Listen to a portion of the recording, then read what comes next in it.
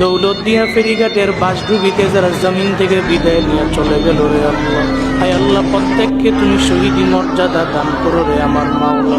আয় আল্লাহ কান্নার আওয়াজ, আয় আল্লাহ বাবা কান্না করে নিজের সন্তানের জন্য, স্বামী কান্না করে স্ত্রীর জন্য, একজন বাবা কান্না করতেছে, ওই বাবা কান্না করতেছে, বলতেছে সবাইকে, এই লোকেরা তোমরা যাও বাস থেকে আমার কন্যা সন্তানটারে, শিশু বাচ্চাটারে উদ্ধার করো।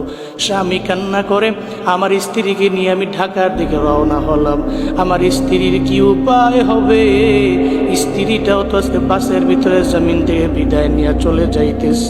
ও দয়ার আল্লাহ, আয় আল্লাহ যারা জমিন থেকে বিদায় নিয়ে চলে গেছে রে আমার মাওলা, প্রত্যেককে তুমি মাফ করে দাও, শহীদি মর্যাদা দান করে দাও রে আমার আল্লাহ। আয় আল্লাহ প্রত্যেকটা পরিবারকে তোমার হাতে দিয়ে দিলাম, জিম্মাদার হয়ে যাও রে আল্লাহ। পরিবারে সুখের ছায়া নেমে এসেছে, সুখ সন্তপ্ত পরিবারকে তোমার হাতে দিয়ে দিলাম, ধৈর্য ধারণ করার তৌফিক দান করো আল্লাহ। সমস্ত অ্যাক্সিডেন্টের হাত থেকে তুমি আমাদের দেশের মানুষগুলোকে হেফাজত করো মাওলা।